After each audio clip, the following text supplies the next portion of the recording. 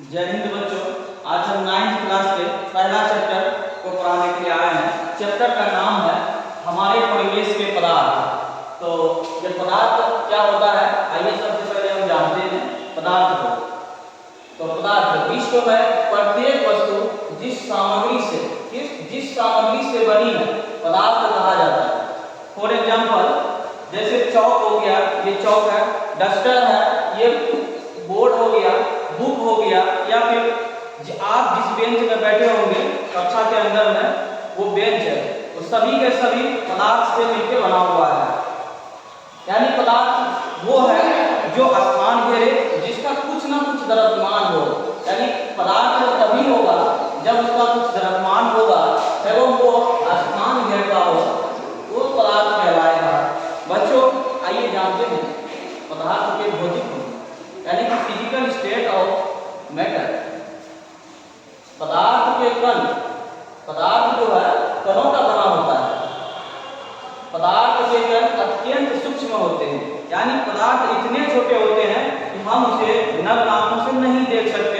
लेकिन ये जो चौक है उसका सम्मिलित रूप है, यानी कि पदार्थों का सम्मिलित है।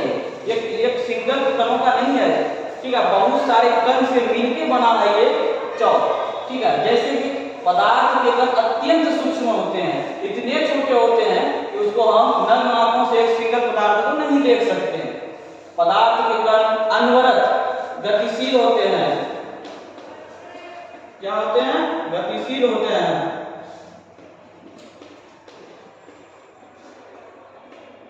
पदार्थ के कण अनवरत गतिशील होते हैं।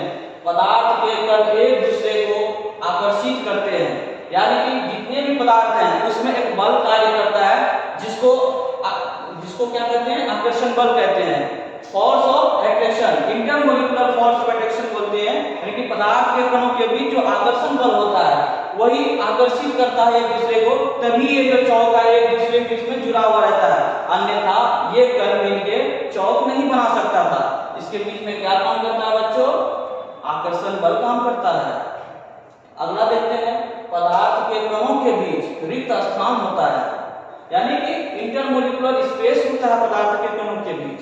यानी कि आप इसे देख रहे होंगे कि इसमें कोई भी रिक्त स्थान नहीं है, लेकिन माइक्रोस्कोप से या कोई डिवाइस से इसको देखेंगे तो इन पदार्थों के बीच में क्या होगा? स्पेस होगा। यही स्पेस इंटरमोलिकुलर स्पेस कहलाता है, यानी कि हिंदी में इसको अंतराआण्विक स्थान बोलते हैं। इसको हम आगे डिफाइन करते हैं।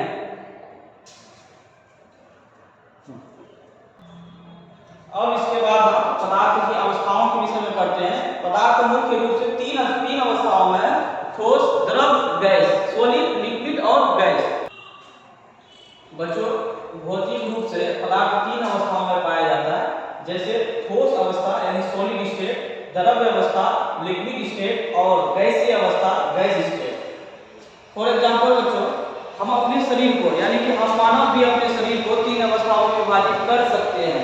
जैसे यहाँ पे लिखे हैं कि हड्डियां और दांत, यानी कि बोन्स और टीथ जो है वो क्या होगा? ठोस अवस्था में होगा। क्यों?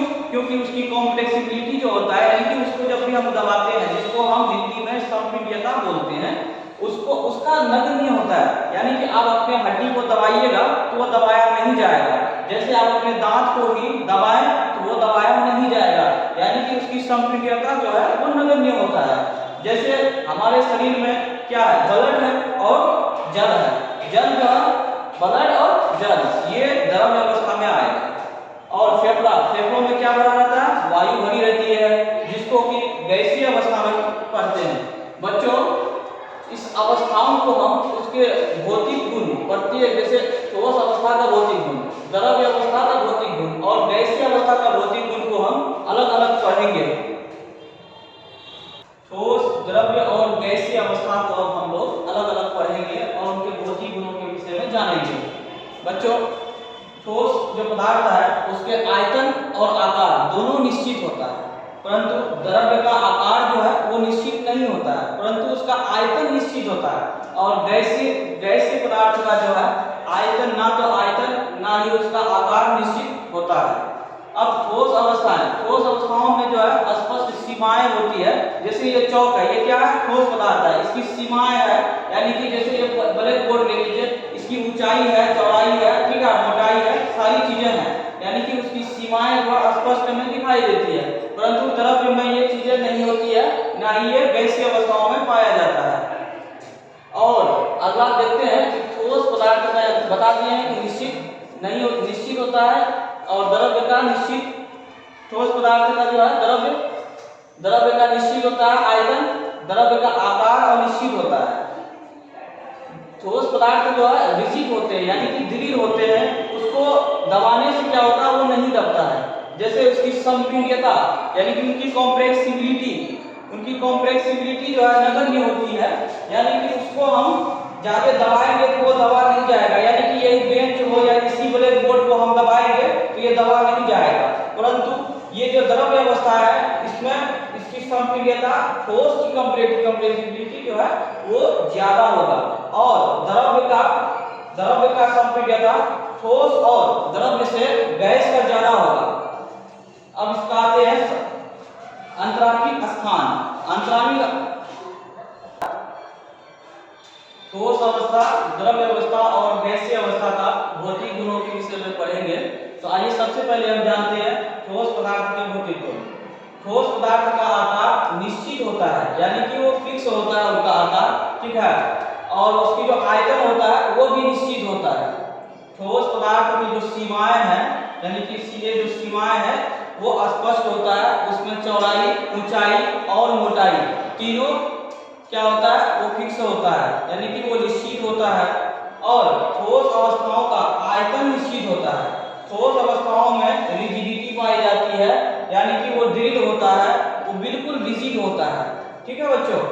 और इसकी संपीड्यता, यानी कि कॉम्प्रेक्सिबिलिटी जो है वो फिक्स होता है, यानी कि उसको हम दबाते हैं, यानी कि नगण्य होता है। जैसे कि कोई ईंट ले लीजिए, फॉर एग्जांपल, ईंट सभी के घरों में होंगे, या कोई बैम्बो ले लीजिए, ठीक है, उसको हम लोग दबाते हैं तो वह दबाया नहीं जाएगा, यानी कि इंटरमोलिकुलर फोर्स ऑफ अट्रैक्शन का बहुत ज्यादा होता है, और अंतरात्मिक स्थान नगण्य होता है।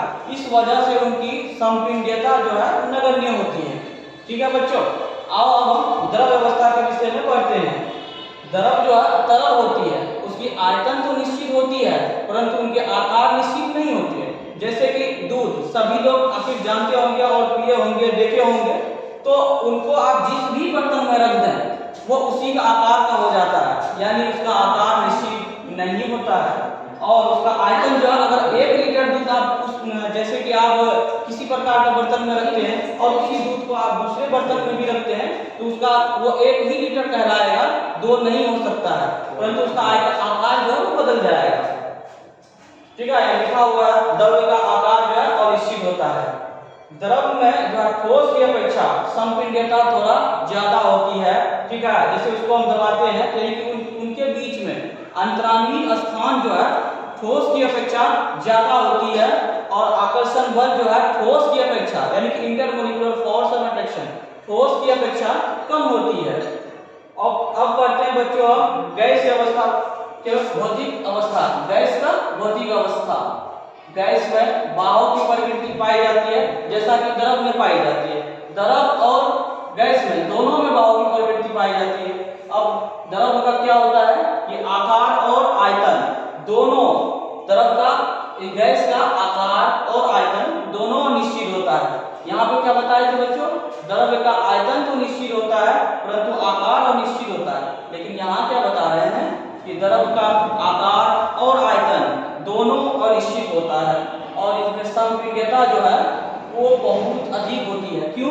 क्योंकि किसी भी, जैसे आप गैस को अपने घर में सिलेंडर को देखे होंगे, जो गैस है उसमें बहुत ज्यादा, अगर उस गैस को खोल दें तो बड़े से रूम में वो कवर कर लेता है, यानी कि उसका अंतरात्मिक स्थान बहुत ज्यादा होता है और उसका आकर्षण बल बहुत कम होता है। इसीलिए उसका संपीड्यता यानी कि कॉम्प्रेसिबिलिटी बहुत ज्यादा होती है, यानी कि आप पूरे रूम का गैस एक छोटे से सिलेंडर में भर करके रखा जा सकता है।